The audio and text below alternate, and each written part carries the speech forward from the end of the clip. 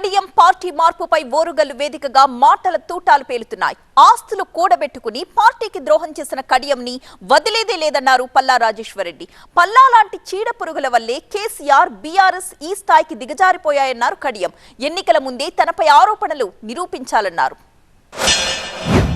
నేను నీతి నిజాయితీ ఉందని చెప్తున్నావు. ఎట్లా కొన్నావు? దేవునూరులో భూమి ఎట్లా కొన్నావు?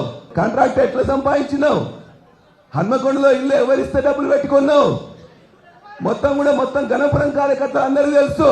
నీ భూములు ఎక్కడున్నాయి, నీ కాంట్రాక్ట్లు ఎక్కడున్నాయి, నీ కంకర మిషన్లు ఎక్కడున్నాయి, నువ్వు ఎక్కడ పని చేస్తున్నావు.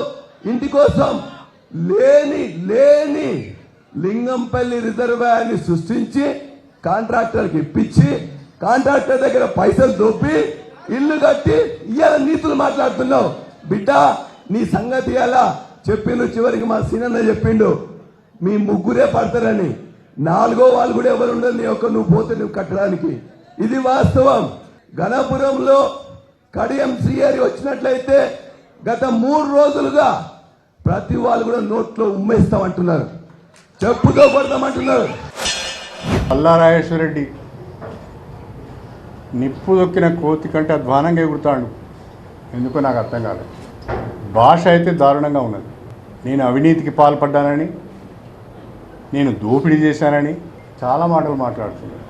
ఇలా కేసీఆర్ గారు భారత రాష్ట్ర సమితి ఈ స్థితికి రావటానికి, ఈ దుస్థితికి రావటానికి కారణం పల్లా రాజేశ్వరరెడ్డి లాంటి చీడ పురుగులు చేరి నాశనం చేశారు. తెల్లారు లేస్తే పక్కన ఉండి చెప్పుడు మాటలు, లేనిపోని మాటలు చెప్పి పార్టీని భ్రష్టు పట్టించారు. నేను అడుగుతున్నా పల్లా రాజేశ్వరరెడ్డి గారు, నా చరిత్ర అంతా బయట పెడతా అన్నాడు, నా దోపిడీ అంతా బయట పెడతా అన్నాడు. రాజేశ్వరరెడ్డి గారు, అది ఎన్నికలకు ముందు చెయ్యి.